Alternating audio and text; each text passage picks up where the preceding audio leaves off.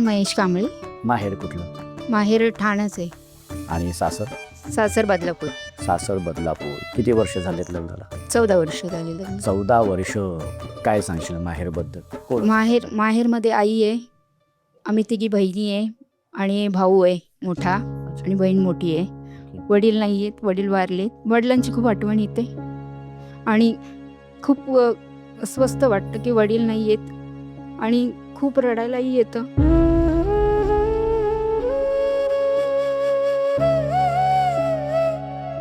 काय अशी वडिलांची आठवण सांगशील किंवा एखादा प्रसंग असं? वडील माझ्यावरती इतके लाड करायचे ना, मी सगळ्यात लहान बहीण, मुलगी त्यांची लहान. खूप छान मला एवढं हे केलेलं आहे ना वडिलांनी. खूप खूप छान त्यांची आठवणी इतक्या आहेत आणि माझ्या म्हणजे मला त्यांनी असं कुठलीही कमी पडून दिली नाही आहे. जे पाहिजे ते मला त्यांनी दिलं. खूप खूप लाड केलेत माझे आणि कधी त्यांना पण ताई जेव्हा तुझं लग्न ठरलं, तू सासरी जात होतीस, तेव्हाच तर तुम्ही वेगळीच गोष्ट आहे. जेव्हा मी सासरी जात होती तेव्हा आई वडील बहिणी सगळेजणी भाऊ सुद्धा खूप इमोशनल एकदम रडायला आल्यासारखं झालं होतं. खूप त्यावेळेला काय सांगितलं होतं आईनी बाबांनी जेव्हा तू सासरी जात होतीस तेव्हा? काय असा सल्ला दिला होता? खूप सुखी राहा, संसार सांभाळ, नवऱ्याला सासूला सासऱ्यांना खूप छान जप, त्यांचा आदर कर, हे खूप महत्त्वाचं सांगितलेलं आहे आणि व्यवस्थित पार पाडायचा संसार. अच्छा. हे खूप छान होती. जसं तू माहेरी जातेस, जाणं होतं?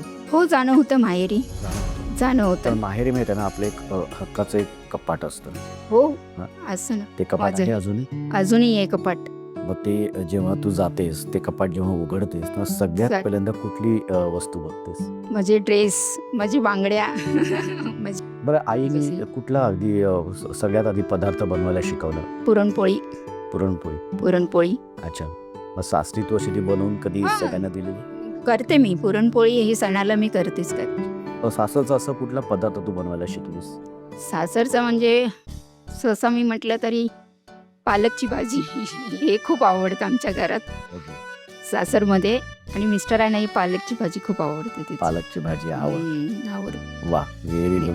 पण मग सासरी सगळ्यात आवडती व्यक्ती कोण आहे? म्हणजे भाऊजी सोडून? नणंद आहेत, मोठ्या नणंद आहे. त्या नाही, त्या एकदम मस्त, स्वभाव त्यांचा छान आहे आणि समजून सांगतात वगैरे आणि एकदम छान मस्तच आहेत त्या नणंद. माहेरचा असा कुठला प्रसंग तिथलं सांगावं असं वाटतं की ज्या प्रसंगामुळे आयुष्यात सक्षमपणे उभं राहणं ते तू शिकलीस किंवा तो प्रसंग कधी विसरू शकत नाहीस, अजूनही स्मरणात आहे, असं एखादा प्रसंग इथे सांगावं असं वाटतं? प्रसंग म्हटलं तरी एक भाऊला बरं नव्हतं माझ्या. अच्छा. हां, तो खूप आजारी होता ना, त्याच्यामधून तो एकदमच सावरला आणि आम्हाला एकदमच धक्का बसला की त्याला एकदमच हे झालं म्हणून आम्ही खूप हे झालेलो. अच्छा. आता कसं आहे? आता एकदम व्यवस्थित आहे, मस्त आहे, टणटणीत एकदम मस्त. बरं, तर या माध्यमातून आईला काय सांगावं असं वाटते? कारण हा एपिसोड आई सुद्धा बघेल. अशी कुठली गोष्ट आहे ज्यासाठी तुला आईला थँक्स म्हणायचंय आणि अशी कुठली गोष्ट की ज्यासाठी सॉरी म्हणायचं? आईला म्हणायचंय, तू मला जन्म दिला ह्याच्याबद्दल थँक्यू आणि मी सासरी पण मस्त आहे, व्यवस्थित आहे, तू काही काळजी करू नको, हीच माझं बोलणं आहे आईला. कशासाठी म्हणायचं? सॉरी आहेस की माझ्याकडून काही चुकलं असेल त्याच्यासाठी सॉरी मम्मी. ताई, अशीच छान सुखात आनंदात राहा. खूप छान वाटते. हा, कसं वाटते आज? आज एकदम मस्त, मला खूप आवडलं आणि मी एन्जॉयही केला. वा, व्हेरी गुड. पण आपला शेवटचा खेळ राहिलाय, तो खेळायचा आहे. हो, खेळ ना. चला तर मग मंडळी, जाऊया आपण आपल्या शेवटच्या खेळाकडे. एकदा जोरदार टाळ्या होऊन जाऊ दे. माहेरच्या या भाऊक करणाऱ्या आठवणीनंतर आता सुरू करूया आपल्या या धमाकेदार खेळाला, ज्या खेळाचं नाव आहे फुफू फुगा आणि माझ्याच कडे बघा.